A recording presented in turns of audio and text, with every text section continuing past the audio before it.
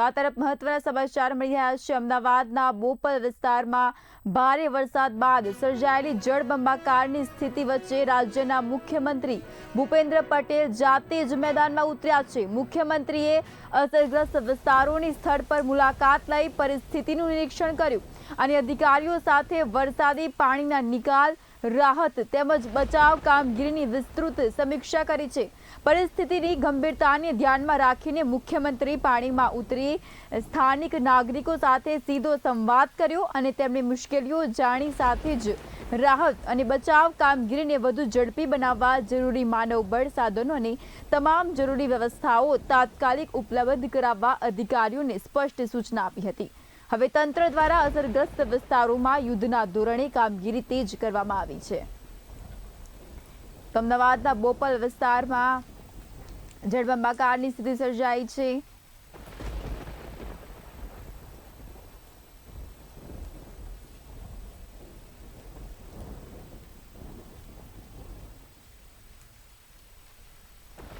તો આજ મુદ્દે વધુ માહિતી માટે મારા એસોસિએટ એડિટર ઉમંગ સોની અમારી સાથે જોડાઈ ચૂક્યા છે ફોન લાઈન પર।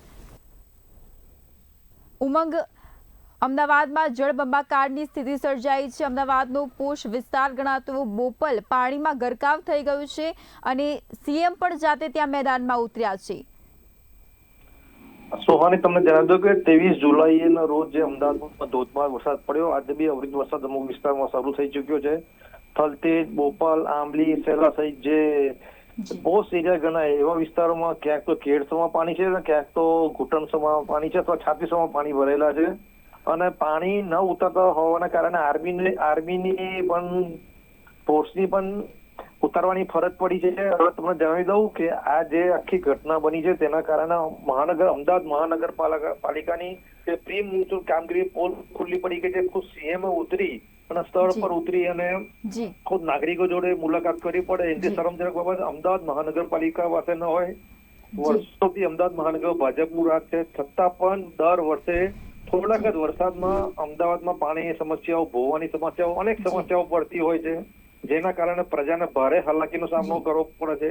સીએમ આવ્યા છે, સાચી વાત છે, પ્રજાજનો જોડે વચ્ચે આવીને વાર્તાલાપ પણ કર્યો, પરંતુ કાયમી નિકાલ માટે શું સગવડ એ એમના માટે પ્રશ્ન હશે। કારણ કે દર વર્ષે અમારી પાસે જે માહિતી જે પ્રમાણે 850 કરોડ રૂપિયાનું પાણી અને ગટર લાઈનનું જે ડ્રેનેજ છે તેનું બજેટ દર વર્ષે મહાનગરપાલિકા પાસે હોય છે, પણ આટલા બધા રૂપિયા ક્યાં જતા રહે છે, ક્યાં પગ કરી જાય છે એ ખબર નથી પડતી। પરંતુ આ મહાનગરપાલિકાના અણઘડ વહીવટને કારણે ભોગ પ્રજાજનો બને છે। કેટલાક ઘરોમાં, પોસ્ટ વિસ્તારના ઘરોમાં પાણી ભરી ગયા છે, જેના કારણે પ્રજાને પારવાર મુશ્કેલી સામનો કરવો પડી રહ્યો છે। દર વર્ષે આ પરિસ્થિતિ સર્જાય છે, પરંતુ આ વર્ષે સીએમને પોતે મેદાનમાં ઉતરવું પડ્યું છે, તો નીચેના જે કોર્પોરેટરો છે તેમને તેમની શું જવાબદારી નિભાવી અને આટલું મોટું મોટું બજેટ જે છે તે ફાળવવામાં આવતું હોય છે પ્રી મોન્સૂન કામગીરીના નામે, ડ્રેનેજ લાઇનના કામગીરીના નામે, છતાં પણ આજે આખરે જનતાને હાલાકી ભોગવવાનો વારો આવ્યો છે અને એ પણ અમદાવાદના પોશ વિસ્તારોમાં। સોની, તમને જણાવી દઉં કે 850 કરોડ જેટલું દર વર્ષે માસબાર બજેટ હોય છે। બીજી તરફ તમને જણાવી દઉં કે આટલી મોટી રકમ હોવા છતાં પણ અમદાવાદ મહાનગરપાલિકામાં ભોવા પડવાનું તેમજ અવિરત જે તમને કહ્યું છે કે પાણી ભરાવાનું થોડાક જ વરસાદમાં અને જે પોસ્ટ વિસ્તાર ગણાય પાછા એવા વિસ્તારમાં પાણી ભરાય એટલે બહુ સરસ બાબત કહેવાય। જો સામાન્ય નાગરિક ના ઘરમાં પાણી ભરાય તો સીએમ ના આવે, પરંતુ પોસ્ટ વિસ્તારમાં પાણી ભરાયા છે, જે મેં તમને જે વાત કરી કે ખાસ કરીને કર્ણાવતી ક્લબની પાછળ, બોપલ, ગુવા, એટલે સીએમ આવ્યા છે। કારણ કે આ સરકાર ખાલી પૈસા વાળાની હોય એવું લાગે છે, ગરીબોનું કોઈ સાંભળતું નથી। આ સિવાય અમદાવાદમાં ચારે કોર ધોધમાર વરસાદ પાણી છે, પરંતુ સીએમ શું કરે આવા વિસ્તારમાં ગયા, કેમ ગરીબોના ઘરમાં ના ગયા, એક મહત્વનો સવાલ છે। આમ આના કારણે સરકારની જે કામગીરી છે એની પોલ ખુલ્લી પડી ગઈ છે। તો અમદાવાદના પૂર્વ વિસ્તારમાં પણ પાણી ભરાય છે, અત્યારે જોઈએ તો ભીમજીપુરામાં પણ પાણી ભરાયા છે, વાડજ જેવા વિસ્તારોમાં પાણી ભરાયા છે, નાના લોકોના જે ઘર છે તે પણ પાણીમાં ગરકાવ થઈ ગયા છે, ઘણા લોકોની માલસામાનને પણ નુકસાન પહોંચ્યું છે। ત્યાં ક્યારે સીએમ મુલાકાત પહોંચશે? મેં તમને એ જ જણાવ્યું કે સીએમ ખાલી જે પોસ્ટ વિસ્તાર ગયા ત્યાં જ ગયા છે। જે ગરીબ વર્ગો છે, જે મધ્યમ વર્ગો છે જ્યાં પાણી ભરાય ત્યાં સીએમ મુલાકાત નહીં લે. તો કેમ ગરીબો માટે સીએમ નથી? હું તમને એ જ કહેવા માંગુ છું ને કે સરકાર બધાની હોવી જોઈએ. તમામ નેતાઓ, તમામ લોકોએ, પ્રજાએ વોટ આપ્યા છે સરકારને. સરકાર એને આટલી બધી સ્પષ્ટ બહુમત ચૂંટાઈ આવી છે. એ મહાનગરપાલિકા હોય કે વિધાનસભાની ચૂંટણી હોય કે લોકસભાની ચૂંટણી હોય. પરંતુ આવા સમયે ફક્ત સીએમ પોસ્ટ વિસ્તારમાં જાય, સીધી આંગળી સીએમ પર ચીધાય. કારણ કે સૌથી પહેલા એમને જે મધ્યમ વર્ગ ને ગરીબ વર્ગ છે, જે પૂર્વ વિસ્તાર, ત્યાં જવું જોઈએ, પછી પશ્ચિમ વિસ્તારમાં આવવું જોઈએ. પરંતુ આ એમની કામગીરીથી ક્યાંક ને ક્યાંક વિપક્ષોને એમને આડે હાથે લેવાનો જે મોકો છે મળી ગયો છે. બીજી તરફ તમે જણાવ્યું કે સીએમએ હવે સમજવું જોઈએ કે તમામ પ્રજા એક સરખી છે, પોતે સીએમ તરીકે બેઠા છે કે નહીં કે ભાજપના નેતા તરીકે.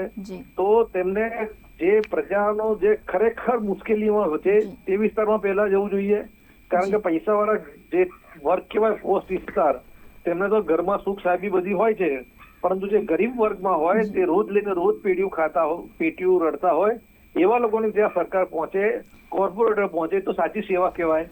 પરંતુ આજના સમયમાં ખાસ કરીને અમદાવાદની વાત કરીએ તો ક્યાંક તે ઊંધું જોવા મળ્યું છે. પોસ્ટ વિસ્તારમાં સીએમ પહેલા ગયા, કોર્પોરેટર બતાવો, કોઈ પણ કોર્પોરેટર સોશિયલ મીડિયામાં બતાવો કે તેમને આ જે પૂર્વ વિસ્તાર છે ગરીબોનો ત્યાં ગયા હોય. હમણાં થોડા સમય મેં સોશિયલ મીડિયામાં વિડીયો જોયો, સરખેજ બાજુ કેટલાક લઘુમતી કોમના ઈસમો ફૂડ પેકેટ ને પાણી વેચી રહ્યા હતા. જે લોકો 7-8 કલાક ગાડીઓ ફસાઈ ગયા, ટ્રાફિકમાં ફસાઈ ગયા, એમને સેવા કરી. એનો મતલબ કે સરકારે સેવા નથી કરી, પ્રજા સ્વયંભૂ સેવા કરે છે.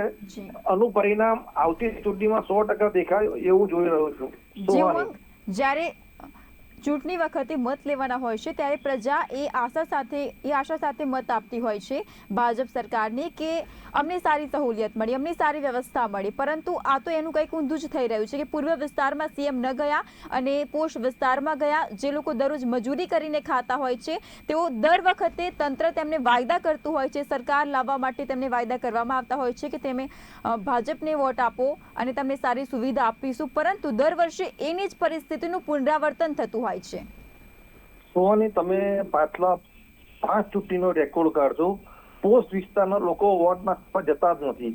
જે વોટ સૌથી વધુ વાત થાય છે એ ગરીબ અને મધ્યમ વર્ગ કરે છે. એ કેમ કરે છે કે સારી પ્રજા ચૂંટાઈને આવે અને પોતાના જે મુશ્કેલીનો છે એમનો એ હટાવે અને પોતાની સારી સુવિધા મળે. પરંતુ ક્યાંક ને ક્યાંક સરકાર પોસ્ટ વિસ્તારમાં ગઈ, સરકાર સીએમ ખુદ પોસ્ટ વિસ્તારમાં ગયા, જેના કારણે વિપક્ષોને એમને સામું આંગળી ચીધવાનો મોકો મળી ગયો. હવે આ મુદ્દો જે છે એ વિપક્ષો કેવી રીતે વિધાનસભામાં ઉઠાવે છે તે જોવાનું રહ્યું. સોહાની. જી ઉમંગ, માહિતી સાથે જોડાવા બદલ આપનો આભાર.